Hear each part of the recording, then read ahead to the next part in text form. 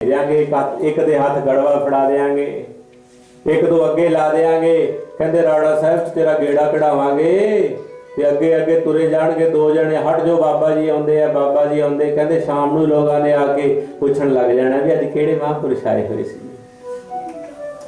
ये तो केवल बनदा ही ख्याल है कि लोग मैनूं आखण के संत है, कहते फिर तो इन्नी की गल है। ते जे बनना चाहना है तो कहते फिर पता नहीं किन्ने के जन्म लग जाना। कहते फिर सानू नहीं पता भी तेनू किन्ने जन्म लगन संत बननू, क्योंकि संत की पदवी उच्ची बड़ी है। मारे कहते सब तो उच्चे ने, उन्होंने बराबर कोई है ही नहीं है। ना कोई तीर्थ भी उन्होंने बराबर नहीं है। तीर्थ तां संत दे चरणां दी धूड़ी नूं लोचदे ने। गंगा जमुना गोदावरी सरस्वती ते करे उद्दम तूर साधु की ताई किल बिख मैल परै परै हमरे विच हमरी मैल साधु की तूर गवाई। उच्चा दर्जा महापुरख दा किन्ना उच्चा है। अरे कहंदे जिन्हां दा विषय नाम सेक नहीं है। पहली ते बात संत ओ है जेड़ा नाम जपदा है, जिन्ना सास गिरास न विसरै, हर नामा मन मंत धन से ही नानका पूर्ण सोई संत। पूर्ण संत है जिन्हों नाम नहीं विसरदा, उसका दर्जा कितना उच्चा है।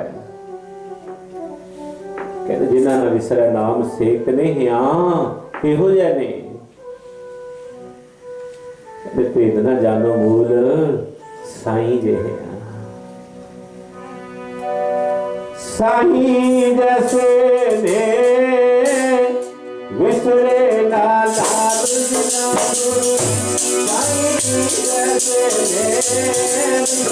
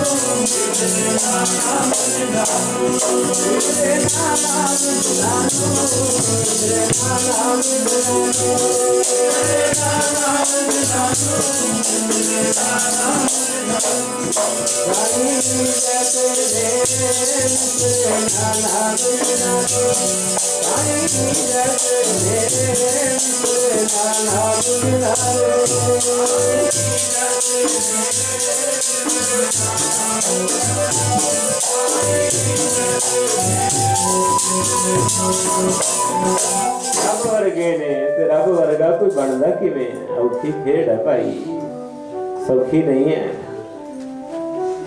औखी है। रब बनना सौखा नहीं है। अज बड़े ही ने रब खाने वाले, जो ज्ञानी जी दस रहे सी, वेख लो हालत की है, वेख लो हालत की है उन्होंने दी। जेड़े रब अपने आप नूं रब खवाउंदे ने, जेड़े अपने आप नूं भगवान खवाउंदे ने। अज धरती ते कोई है जिहदा बाबा नंद सिंह जी महाराज वर्गा होवे?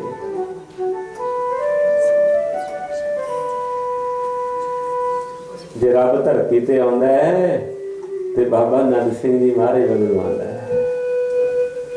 जे निरंकार आउंदा है साध रूप अपना तन धारिया, ऐसे साधुआं दे रूप विच आउंदा है निरंकार भी। जदों आउंदा है, जदों वैगुरू भी आउंदा है। तो धन बाबा नंद सिंह जी महाराज का जन्म जगराओं तो कोई 3-4 किलोमीटर शेरपुरा नगर है। ਰਾਮਗੜੀਆ ਪਰਿਵਾਰ ਵਿੱਚ तो बचपन तो ही जो तो होश संभाली है, घर विच गुरमत है, तो बचपन तो ही गुरमत दे धारणी हो गए। घर विच सतगुरां दा प्रकाश है, ते रात नूं जाके सतगुरां दे कमरे च बह के जपण लग पैंदे ने नाम। कई बार रात नूं परिवार वाले उठते ने, वेखते ने छोटा किथे है, इधर उधर लभदे ने। जो इधर उधर लभदे ने, कई बार तो सारी रात ही लग जाती है लभदे हैं। जो सवेरे महाराज दे प्रकाश का समा हुंदा है ते जाके वेखदे ने पीड़े दे नाल सिर लाया छोटे ने ते नींद आ जाती है। चुक ले आउंदे ने, पुछदे ने तू मंजे तो उठ के क्यों चलिया गया? कहते मेरे गुरु की हजूरी बड़ी चंगी लगती है।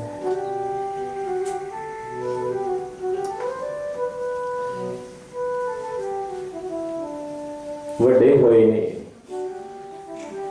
काम करन लग पए, नाले कमाई करते ने, नाले किरत करते ने। ते जिथे काम करन जाते ने, चुनाई का काम करते ने ते जां लकड़ का काम करते ने, दोनों काम कर लेंदे ने।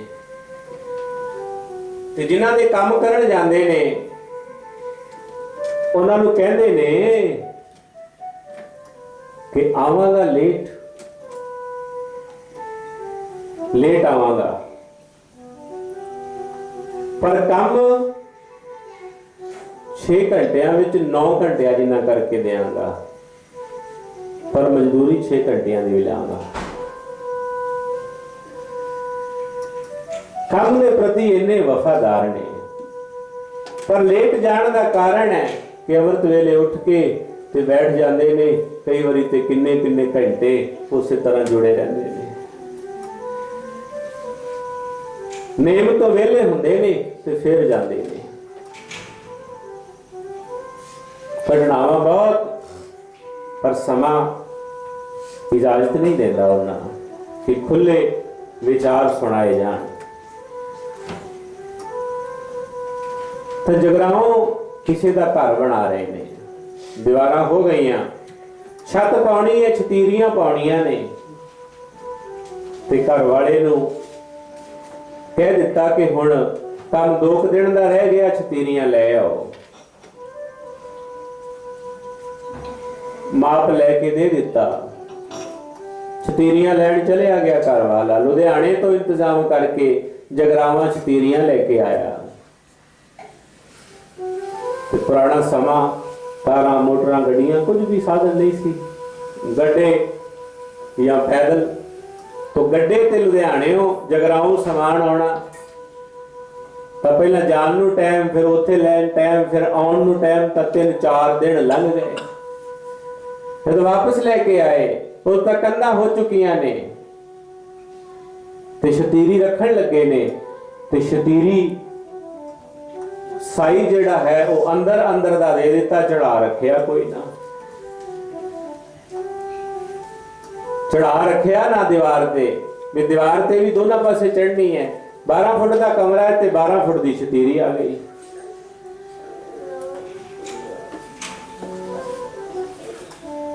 बाहर किसी वीर की 40-20 नंबर कार है, वो लाइटां जग रही ने। कई बार फिर स्टार्टिंग च मुश्किल होती है, बैटरी लो हो जाती है, बंद कर हो जाके।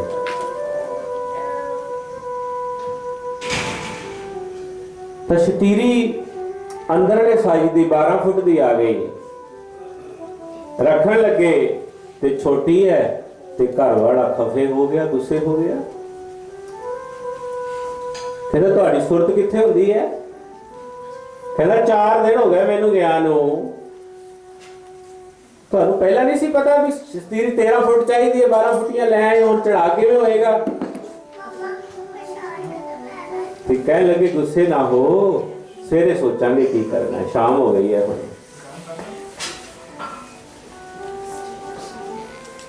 जिन्हें मंगवाइया ने उन्हें कुछ सोच के मंगवाइया होणगियां। टेक केवल गुरु दी है, ते साहिब की टेक नानक मनै मास। केवल इको की टेक है, आसरा इको दा ही है। शाम नूं चले गए, अगले दिन आए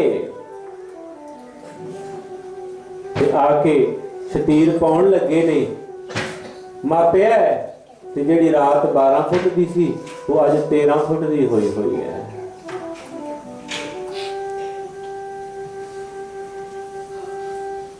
घर वाला भी हैरान है।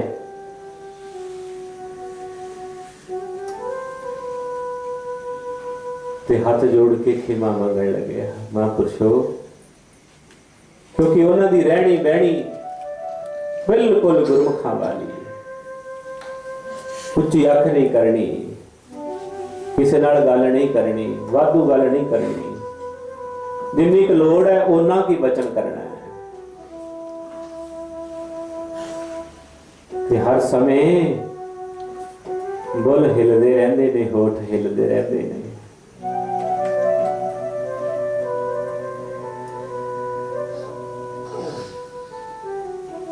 तो घर वाला कह लग्या, मेरे तो गलती हो गई, मैं तुहाडी शान विच बहुत कुछ कह दिता, ते कांडी ते समान मिस्त्री दा उत्थे रख दिता। कहंदे चंगा, हुण तू आप दा काम किसी होर तो करा ले। कहना माफ कर दिओ। कहंदे इत्थे माफी की गल नहीं है, इत्थे इशारा कुछ होर हो रहा है।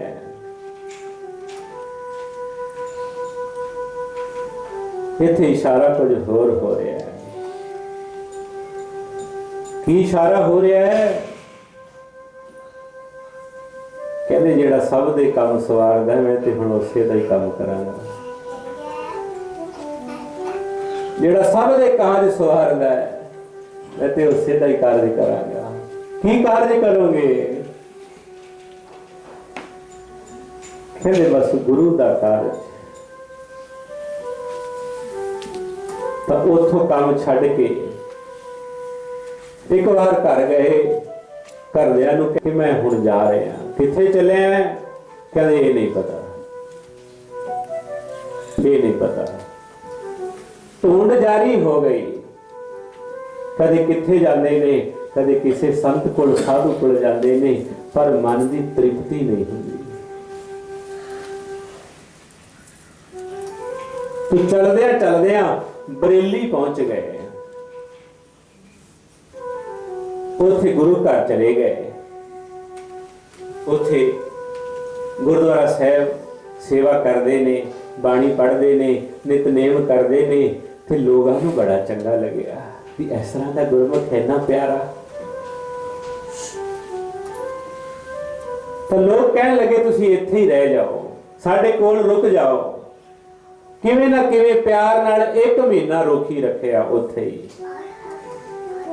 ते महीने बाद कहते भाई मैं ते जाना है, मैं ते जाना, मैं नहीं रहना इत्थे। तो गुरु घर दे जेड़े प्रबंधक सी, संगतां सी, वो कहन लगिया तुसी महीना इत्थे इन्नी सेवा कीती है ते कुछ माया ले लो। कहते माया की लोड़ नहीं है। कहते कुछ तां लो। बहुत बार कहन लगे जे देना ही है ते हजूर साहब की टिकट ले दिओ, मेरा मन करता है मैं कलगियां वाले दे दर्शन कर लवां। तो मनमाड़ तक की टिकट उथों दी संगतां ने लैके दिती। मनमाड़ उतर के उथों जो भी फिर अगे साधन मिलिया, हजूर साहब चले गए। तो उस वेले उथों दे जो पुजारी जी ने, भाई हीरा सिंह जी, उन्होंने जाके कहन लगे कि कोई सतगुरु के नेड़े की सेवा बख्श दिओ, नेड़े की सेवा। तो भाई हीरा सिंह जी कहन लगे कि गुरमुखो नेड़े की सेवा तो है, रात को 1 बजे जेड़ा जल गागर आउंदी है वो सेवा करया करो। पर उन्होंने समय कोई टावां टावां कदे कदे कोई हजूर साहब पहुँचता सी, कोई संगत तां पहुँचती नहीं सी। कोई 110 साल पहला का जिक्र है, 1900 या 1900 तो भी शायद 8-10 साल पहला का जिक्र है। पर जवानी 70 का जन्म है तो उस वेले उम्र शायद 24 वरियां दी है, 23 या 24 वरियां दी। कोई 93-94 का जिक्र 120 साल पहला।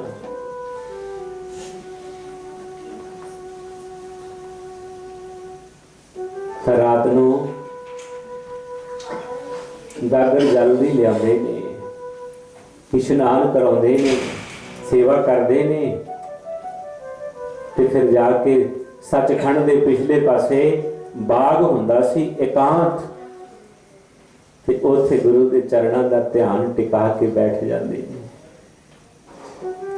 कि मन होया ते लंगर विच गए, एक फुलका लिया छकिया ते फिर जाके उत्थे बैठ गए। जब बैठिया थोड़ी थकावट हुई, उथों उठे ते आके नाले परिक्रमा करते रहते ने ते नाले पढ़ते रहते ने।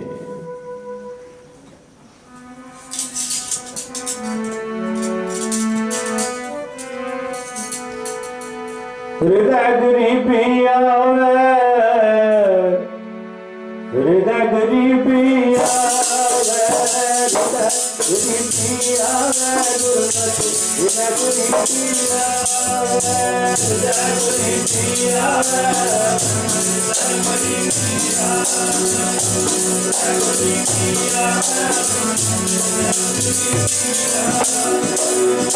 हृदय गरीबी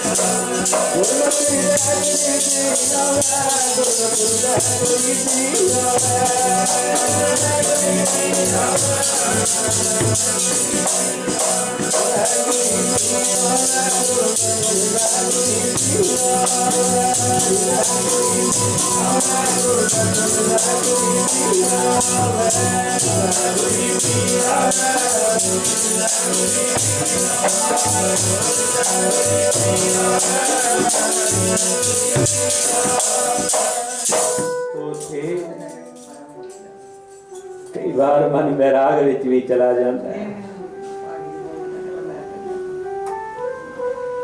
तो सेवा करदियां 1.25 साल बतीत हो गया। एक दिन सवेरे सवेरे बाग विच बैठे हुए ने, तो किसी ने आके मोढे ते हाथ रखिया। टिके हुए ने, टिकिया होया ते किसी ने हाथ रखिया। मन ख्यालिया कि शायद किसी का बच्चा कोई मत्था टेकन आया होना है, ते किसी का बच्चा पीछे आ गया है। नेत्र नहीं खोले, उस तरह मौज विच मस्ती च उठे, वेख्या नहीं कौन है, ते थोड़ा होर पीछे जाके बैठ गए। जाके फिर टिक गए, फिर गुरु के चरण फड़ ले ध्यान विच, ते फिर किसी ने आ मोढे ते हाथ रखिया। नेत्र खोले, वेख्या तो 8वें गुरु नानक धन गुरु हरकृष्ण साहिब सच्चे पातशाह कोल खड़ोते श्री हरकृष्ण प्याई है, जिस डिठे चरण फड़ ले, शीस चरणा ते रखिया, गरीब नवाज पल हो गई। आपने पहला भी कृपा की थी,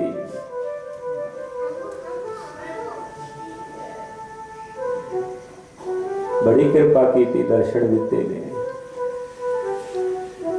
निहाल निहाल हो गए। सतगुरु कह लगे कोई इच्छा है? ते कह लगे आप दे पहले रूप दे दर्शना की इच्छा है, पहले रूप दे दर्शना की। सतगुरु कह लगे मालवे की धरती ते चले जाओ, उत्थे जाके गुरमत की विद्या प्राप्त करो, फिर ये भी भावना पूरी हो जाएगी। उतों भाई हीरा सिंह जी तो आज्ञा लेके उतों आ गए, बठिंडे पहुंच गए। उत्थे किसी एकांत जगह ते रुक गए, कई दिन हो गए। ते फिर एक दिन सवेरे बैठिया सतगुरां दे दर्शन होए। कहते तेनू आख्या की सी? महाराज कित्थे जावां, कित्थों विद्या लवां? कहते वधावे चलिया जा। वाहिगुरू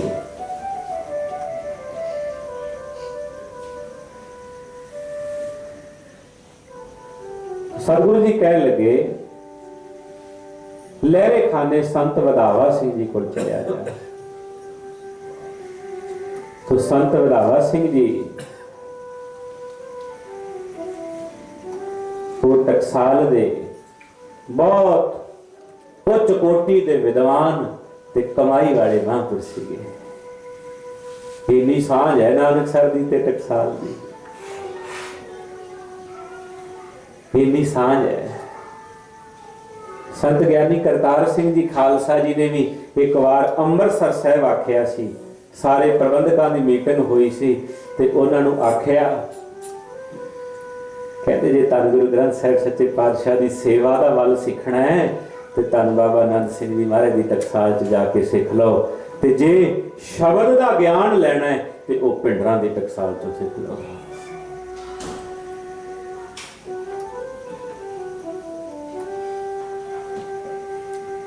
तो महाराज का हुक्म हो गया, लहरे खाने संत वधावा सिंह जी पास चले गए, जाके बेनती की जी मैं आप तो विद्या लैन आया हाँ। तो उन्होंने वेख्या, जीवन वेख्या, भाव वेख्या, तो वो भी निहाल निहाल हो गए। कहते आप तो पढ़े हुए हो, थानू मैं की पढ़ा सकता, पर फिर भी थानू हुक्म है सतगुरां दा, तो उथों विद्या प्राप्त की। विद्या लेके एक दिन कह लगे हुण मैनू पहले रूप के दर्शन भी करा दिओ,